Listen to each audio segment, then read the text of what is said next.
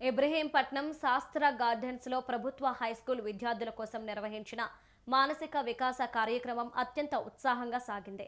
CP Sudheer Babu, DCP Narayana Reddy ఆదేశాల మేరకు విద్యాశాఖ సహకారంతో నిర్వహించిన ఈ సదస్సులో సిఐ మహేందర్ రెడ్డి ముఖ్య అతిథిగా పాల్గొన్నారు.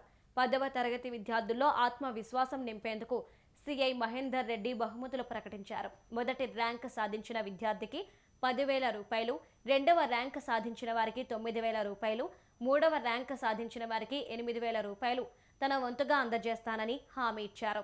విద్యార్థులు ఒత్తిడికి లోన కాకుండా ఇష్టపడి చదివి మంచి మార్కులు సాధించాలని ఆయన సూచించారు.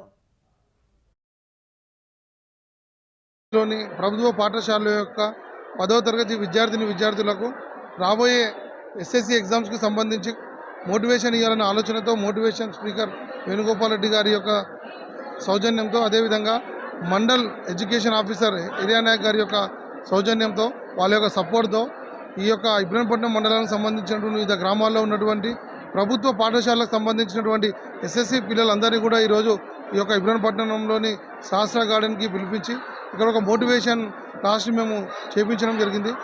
ఇందులో ముఖ్యంగా గౌరవ CP sir future city commissioner అయిన తర్వాత మొట్టమొదటి కమిషనర్ అయినటువంటి సుధీర్ బాబు సార్ యొక్క ఆలోచన విధానంలో భాగంగా ఈరోజు నేటి విద్యార్థులే రేపటి పౌరులు, భవిష్యత్తు తరాలు అవుతారన్న ఆలోచనతోటి విద్యార్థులు కొంచెము ప్రభుత్వ పాఠశాలలో చదువుకున్న వాళ్లకు ప్రైవేటు స్పీకర్ని తీసుకొని రావడం అనేది కొంచెం కష్టంగా ఉంటుందన్న ఆలోచనతోటి ఈరోజు ఒక మోటివేషన్ క్లాస్ ఏర్పాటు చేయడం జరిగింది.